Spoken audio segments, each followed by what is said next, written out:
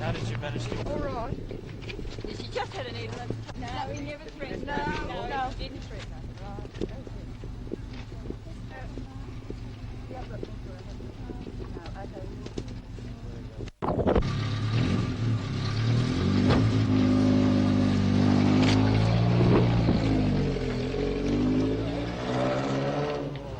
Well, we had to talk to the man. He made certain requests which we acceded to. We've got two of his friends here, and he told us that he would surrender the woman out in 10 minutes, and he kept holding us up until such times as we had to go in. How did you go in? I wasn't first in, one of the other boys was first in, had to force the door and push the washing machine aside. Was there any, was she in any danger at all? I mean, did he threaten to kill her? Or... No, he made no threats to the woman. We were in constant touch to see that she was all right, and each time we spoke to her, she said she was all right. But it'd be very embarrassing being held hostage for that length of time. How did she handle it?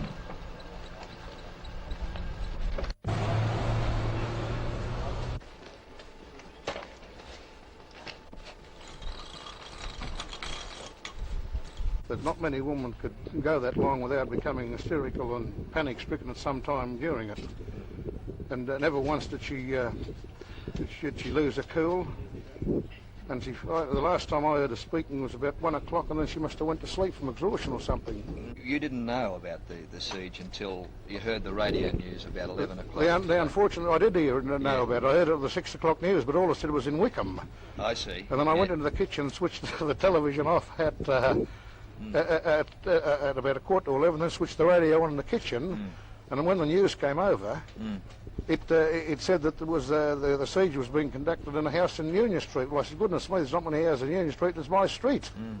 And I immediately then opened the door and came out and stripped over something the police had there, and I didn't even know that the police was all around the place.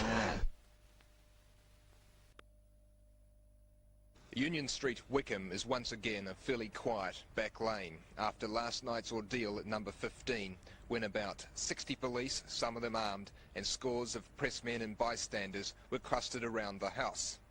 At about 5:30, a girl was heard to yell out, "That's the man," when she saw him in this area. Someone then called the police.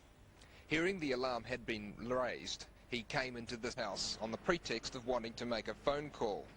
He then grabbed a Mrs. Shepherd, who lived here with her mother, Mrs. Joyce Avery, and daughter Kim, who ran out into the street and called two men to come and help. When the men went into the house, the man released Mrs. Shepherd, but took Mrs. Avery hostage.